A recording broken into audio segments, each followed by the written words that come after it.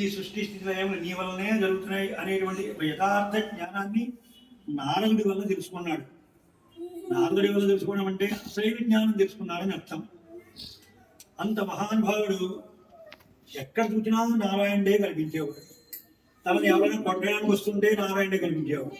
మన చేతిలో ఉన్న వస్తువులు నారాయణ, తను తిన్న దెబ్బలు నారాయణుడు. ఏ చూసినా సరే ఏం వచ్చేసాడు. ఇది ఒక గొప్ప స్థితి.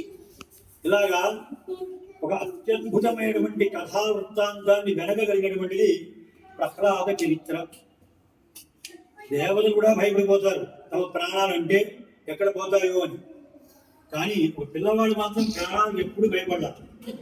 తన తండ్రి హరిని పోవద్దు, నారాయణుడు కాదు మనకు శత్రువు అని ఎన్ని చెప్పినా సరే కాదు నాన్నగారు అని తండ్రిని ఎదిరించకూడదని తెలిసిన భగవంతుని విషయంలో వచ్చినప్పుడు ధర్మేజ, అర్థేజ, కామేజ ఈ మూడు భార్యాభర్తలు అవ్వాల్సిందే. మోక్షేజ అన్నప్పుడు కనుక మోక్షం ఎవరికి వారికి ప్రత్యేకంగా సాధించుకోవాలి. భార్యాభర్త ప్రత్యేక మోక్షం అనేటువంటిది ఆత్మ సంస్కారం.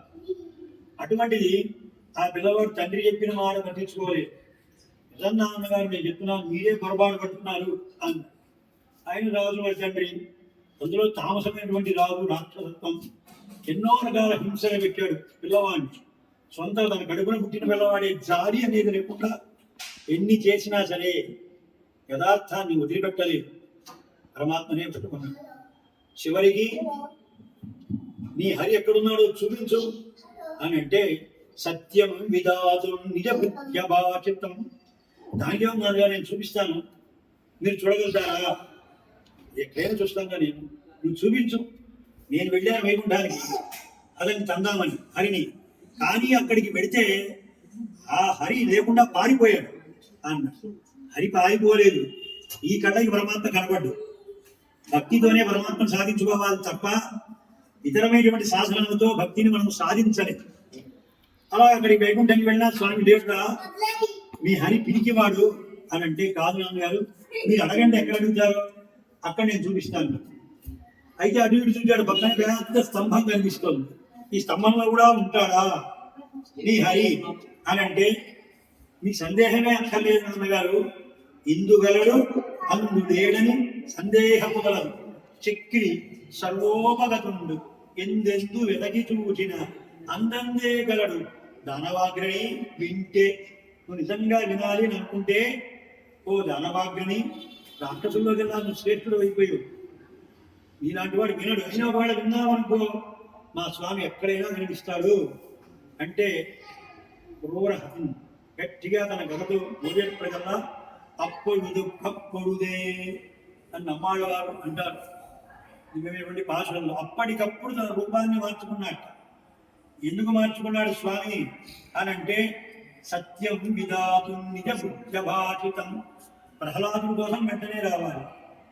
గతంలో బ్రహ్మదేవుడు తనకి వరాలు ఇచ్చాడు. ఏమని? మనుషుల చేత కానీ అలాగనే జంతువుల చేత కానీ నువ్వు చావులే అన్నాడు. ఇప్పుడు ఆ రెండు కలిసినటువంటి రూపం స్వామి తీసుకొచ్చాడు. నా మృగి నా మానుషం, అటు మృగము కాదు ఇటు మనిషి కాదు. అలాగా మనని కాపాడాలి పరమాత్మ అనుకుంటే ఫలానా రూపంతో వస్తాడని ఎప్పుడు అనుకోకండి.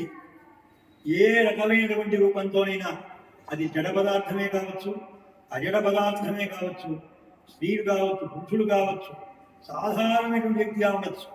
మనం నిజంగా కష్టంలో ఆపదల్లో ఉన్నప్పుడు పరమాత్మని కనుక నమ్మి ఉన్నట్లయితే ఆయన మనకి తెలియకుండానే ఆయన బాధ్యతగా వచ్చి రక్షిస్తాడు అని నిరూపించినటువంటి అవతారం ఈ లక్ష్మీ నరసింహస్వామి అవతారం.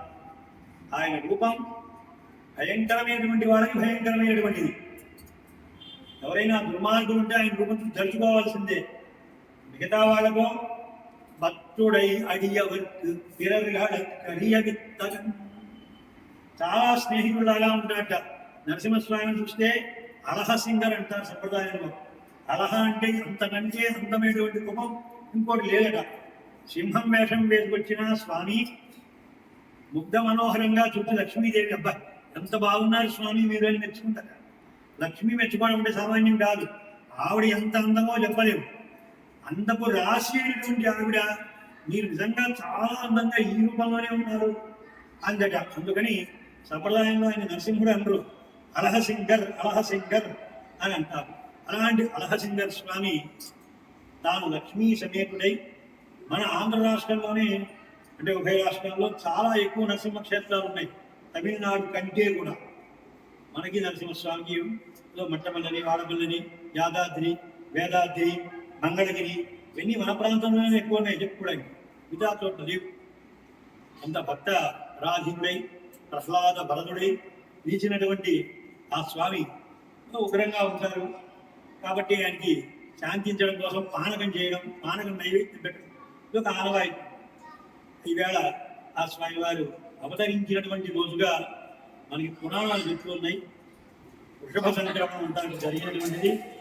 వృషభ సంక్రమణంలో ఎప్పుడైతే కనుక స్వాతి నక్షత్రం వస్తుందో ఆ రోజున నా స్వామి అవతరించిన రోజుగా గుర్తించండి అన్నారు. కనుక అన్ని ఆలయాల్లో, విష్ణు ఆలయాల్లో అత్యద్భుతంగా జరుగుతూ ఉంటుంది. మన భాగ్యవశాత్తు ఈరోజు రుతుబల్లాపురంలో స్వామివారు లక్ష్మీ సమేతుడై చక్కగా వేం చేసి మనకి దర్శనమిచ్చారు. ఇది భగవంతుని యొక్క సంబంధం.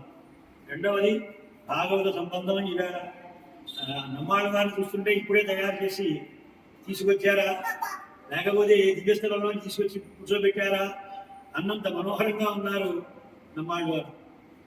వారు ఉపదేశం చేస్తున్నారు చూడండి. ఎలా అంటే ఉపదేశం ఇలాగా తన మనస్సు చెప్తున్నారు. మనసా, నువ్వు ఏవో కోరికలు కోరుకుంటావు, అంతు లేకుండా జీవితాంతంగానే ఉంటావు, కానీ మొట్టమొదటి నిన్ను బాగు చేసుకోవాలి నేను అని అంటూ మనస్సును ఉద్దేశించి ఒక 1000 పాసురాలు చెప్పారు. దానికే తిరు వాయుపురి అంటారు. అంటే అద్భుతమైనటువంటి సూక్తులు అని, దివ్యమైనటువంటి భగవంతుడి గురించి పలికినటువంటి సూక్తులు నమ్మాళ్ళ వారు పలికారు. అన్నింటినీ మనం చదివే అవకాశం లేదు కాబట్టి దానిలో ప్రధానమైనటువంటి పోయినటువంటి కొన్ని ఘట్టాలని పరమాత్మకి విన్నవించాం. పరమాత్మకి పరమాత్మ గుణాల విన్నవించడమే కైంకర్యం తప్ప ఇంకొకటి లేదు. అష్టోత్తరం చదవడం ఒక కైంకర్యం, సుప్రభాతం చదివడం ఒక కైంకర్యం. అలాగనే 28 వేదం వచ్చిన వాడు వేదం చదవాల్సిందే, ఎవరు వింటున్నారు ఎవరు లేదని కాదు, చదవడమే ముఖ్యం. అట్లాగా నమ్మాళ్ళ వారు రచించినటువంటి అద్భుతమైనటువంటి సూక్తులై భగవంతు రామానుజుల వారు దీనిలో ఉన్న ప్రతి సూక్తి మనకి ఉపనిషత్తుల్లో కనిపిస్తుంది, వేదాల్లో కనిపిస్తుంది. కౌశేతికి ఉపనిషత్తు, చాందోగ్య ఉపనిషత్తు, సుభావ ఉపనిషత్తు, వీటన్నింటిలో ఉన్నటువంటి సారాంశం మొత్తం నమ్మాళ్ళ వారు హృదయంలో చెప్పారు. దాన్ని ఒకటి చదువుకోండి. దీన్ని ఎవరైనా చదవచ్చు, దీనికి కులాల నియమం ఏమీ లేదు అని అంటూ అసలు నమ్మాళ్ళ వారు అనేటువంటి మహానుభావులే ఆయన సూత్రపడం. ఈ తెలియకుండా చాలా మంది టీవీలో చర్చలు పెట్టుకుంటుంటారు, ఏదో దేవుడు బ్రాహ్మణులు కాదు. ఖచ్చితంగా ఆయన పూజలు అయినా సరే రోజున ఆలయంలో పెట్టి బ్రాహ్మణులు పూజిస్తున్నారు. వారికి పెట్టిన తర్వాత నైవేద్యాన్ని ప్రసాదంగా పుచ్చుకుంటున్నారు. ఏంటి మీరు చూస్తే పనికిరా ఉంటారు. కులాలంటే అదే అర్థం కాదు. భగవత్ సంబంధమైన అందరినీ కూడా భాగవత కులం, అలాంటి దాన్ని పెంచుకుంటే ఈ తారతమ్యాలు ఉండవు. అలాంటి మహానుభావుడు పరమాత్మ చేత నమ్మాళ్వార్ అని అనిపించుకున్నారు. నమ్మాళ్వారు అంటే నాకు ఇష్టమైనటువంటి ఆయన ఈయన. 12 మంది ఆళ్వార్లు, వీళ్ళందరికీ చేయకపోయినా ఆలయంలో ఈ ఒక్క ఆళ్వారు తిరునక్షత్రం చేస్తే అందరి ఆళ్వారు చేసినట్టే నచ్చ. అలాగనే ఎంతోమంది ఆచార్యులు మనం నడిపించారు. ఆ నడిపించిన వారు అందరికీ చేయకపోయినా ఒక రామానుజుల వారి తిరునక్షత్రం చేస్తే ఎంతమంది రుణం తీసుకున్నామో చెప్పలేదు. అంతమంది గ్రంథాలు రాసి పెట్టారు మన కోసం. ఇవన్నీ ఇప్పుడు మూలపడ్డాయి. అలాంటి పవిత్రమైనటువంటి వారందరికీ రుణం తీర్చుకోవడం కోసం ఆలయాల్లో వీరిద్దరూ కనిపిస్తుంటారు, రామానుజుల వారు. వీరి తర్వాత కాలంలో మరొకరు వచ్చారు, మనవాళ మహాము అని. వీళ్ళు చెప్పిన దానికి వ్యాఖ్యానాన్ని అద్భుతంగా అందించారు. వారిని మనవాళ మహాము అంటారు. వారిని కూడా ఆలయంలో చేర్చారు, అంతే.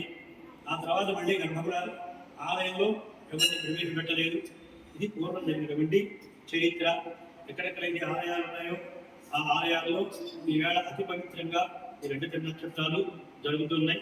అందరికీ ఇలాగా అవకాశం కల్పించినటువంటి ఆచార్యుల వారికి, ఆలయం వారికి కృతజ్ఞత చెప్పుకుంటూ జై శ్రీమన్నారాయణ. జై జై శ్రీమన్నారాయణ. శ్రీమన్నారాయణ. జై శ్రీమన్నారాయణ. శ్రీ నమ్మాళ్వార్ దివ్య దివ్య దివ్య శ్రీ లక్ష్మీ నరసింహస్వామి జై.